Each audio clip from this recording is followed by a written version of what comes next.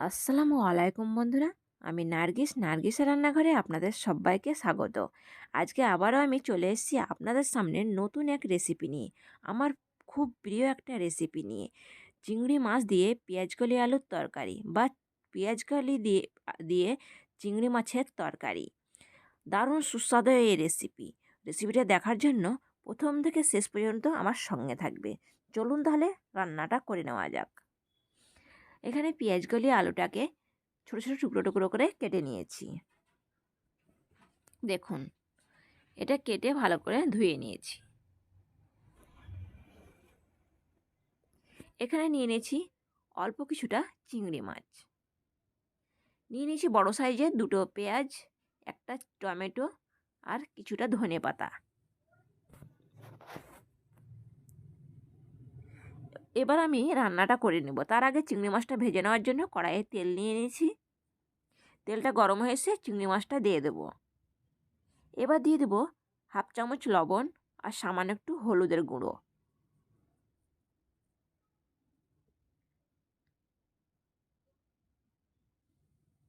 আপনারা চাইলে আগে থেকে ম্যারিনেট করেও রেখে দিতে পারেন। এটাকে চিংড়ি মাছটাকে হালকা লাল করে ভেজে নেব।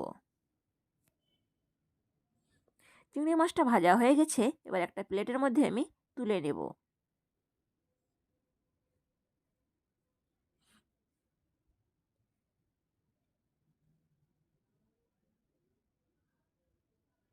দেখুন, মাছটা তুলে নিয়েছি।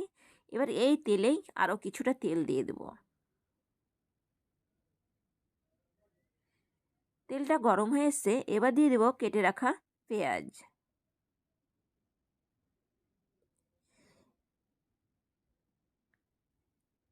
পেঁয়াজটাকে এবার ভালো করে একটু নেড়ে চেড়ে লাল করে নেব।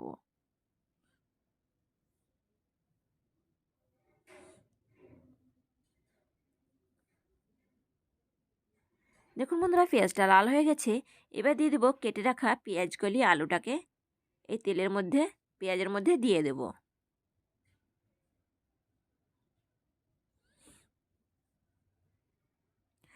অনেকবার তো পেঁয়াজকলি আলু রান্না করেছেন, একবার এভাবে রান্না করে দেখবেন। আমি বলছি না, আপনারাও ভালো বলবেন। আপনারা অবশ্যই কমেন্ট করে জানাবেন কেমন লাগলো।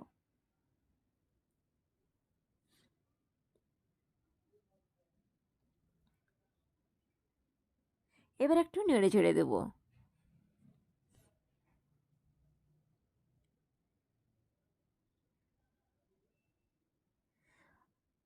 আপনাদেরকে অনুরোধ করছি, ভিডিওটা স্কিপ না করে পুরো ভিডিওটা দেখবেন। দিয়ে দেবো লবণ 1 চামচ। লবণটা আপনারা নিজের স্বাদ মতো কমিয়ে বাড়িয়ে নিতে পারেন।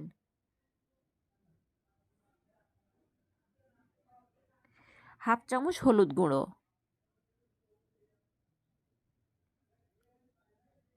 1 চামচ লঙ্কা গুঁড়ো। ঝালটাও আপনারা নিজের স্বাদ মতো কমিয়ে বাড়িয়ে নিতে পারেন। দিয়ে দেবো 1 চামচ জিরে গুঁড়ো। এবার ভালো করে পেঁয়াজকলি আলুটাকে মশলার সঙ্গে কষিয়ে নেব।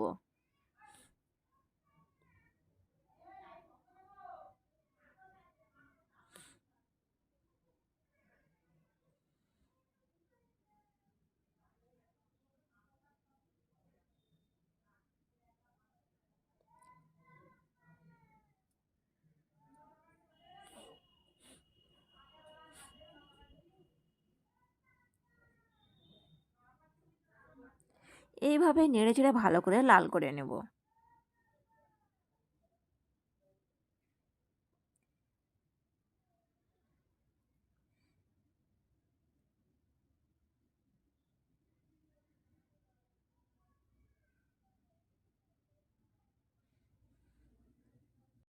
এবার একটু অল্প করে জল দিয়ে দেব। জল দিয়ে আবারও একটু নেড়ে চেড়ে ভালো করে কষে নেব। জলটা দিলাম হালকা একটু, যাতে আলুটা পেঁয়াজকলিটা একটু ভালোভাবে গলে যায়।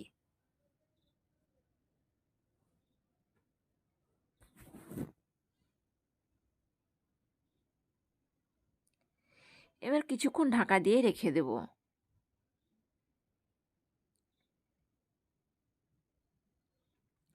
আবারও ঠিক নেড়ে চেড়ে ভালো করে আলু আর পেঁয়াজকলিটাকে কষে নেব।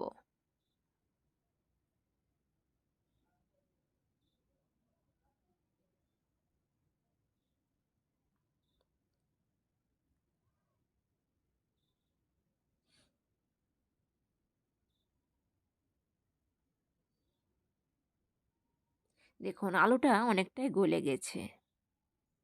এবার দিয়ে দেবো কেটে রাখা টমেটো আর ধনেপাতা।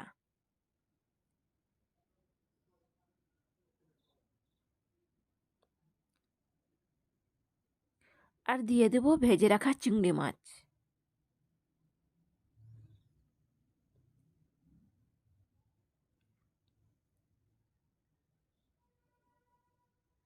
এবার সবগুলোকেই একসঙ্গে ভালো করে কষে নেব।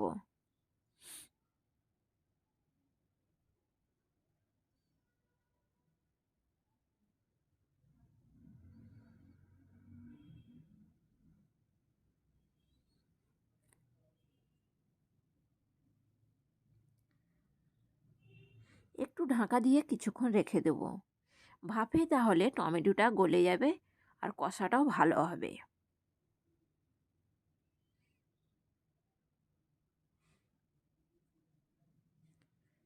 দেখুন তরকারির কালারটা কত সুন্দর হয়ে এসছে।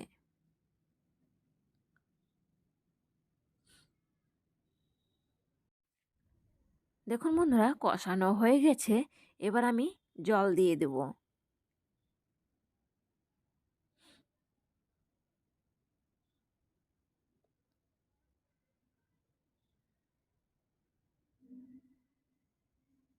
এবার একটু নেড়ে চেড়ে দেবো।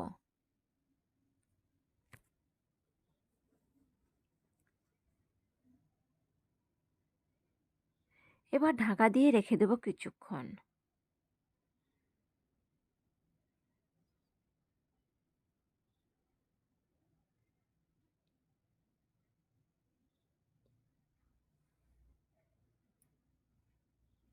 আবার একটু নেড়ে চেড়ে দেবো।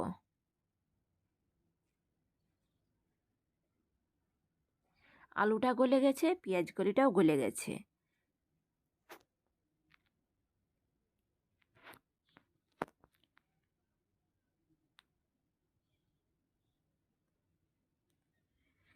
এইভাবে এবার নেড়ে চেড়ে তরকারিটাকে একটু মাখো মাখো মশলা মশলা করে নেব। ঝোল রাখবো না, একটু শুকনো শুকনো মশলা মশলা করে নেব।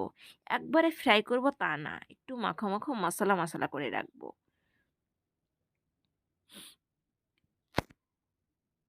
দিয়ে দিলাম সামান্য একটু গরম মশলার গুঁড়ো। আপনারা চাইলে এটা স্কিপও করতে পারেন।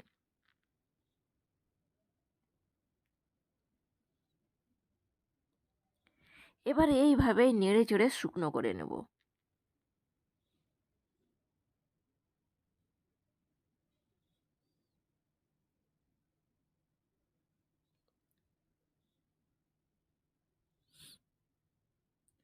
দেখুন টমেটোটাও গলে গেছে।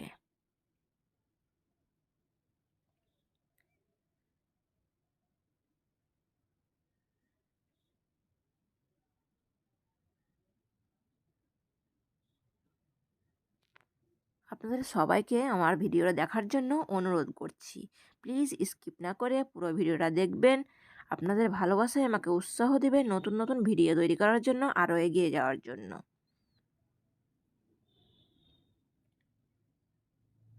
দেখুন আমার রান্নাটা হয়ে গেছে।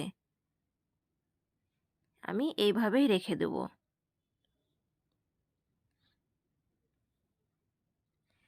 এবার গ্যাসটা অফ করে ঢাকা দিয়ে কিছুক্ষণ রেখে দেবো। ফিরে আসছি কিছুক্ষণ পরে আপনাদেরকে পরিবেশন করে দেখাবো। দেখুন বন্ধুরা পরিবেশন করে নিয়েছি চিংড়ি মাছ দিয়ে পেঁয়াজকলি আলুর তরকারি বা পেঁয়াজকলি আলু দিয়ে চিংড়ি মাছের তরকারি। আমার এই রেসিপিটা যদি আপনাদের ভালো লাগে অবশ্যই লাইক কমেন্ট শেয়ার করবেন, অনেক অনেক শেয়ার করবেন। আপনাদের ভালোবাসায় আমাকে উৎসাহ দেবেন নতুন নতুন ভিডিও তৈরি করার জন্য, আরও এগিয়ে যাওয়ার জন্য। আর আমার চ্যানেলে যদি নতুন বন্ধু হয়ে থাকেন প্লিজ চ্যানেলটিকে সাবস্ক্রাইব করবেন, পাশে থাকা বেল আইকনটি বাজিয়ে দিবেন। ভালো থাকবেন বন্ধুরা, সুস্থ থাকবেন, ধন্যবাদ। আজকের রেসিপি চিংড়ি মাছ দিয়ে পেঁয়াজকলি আলুর তরকারি।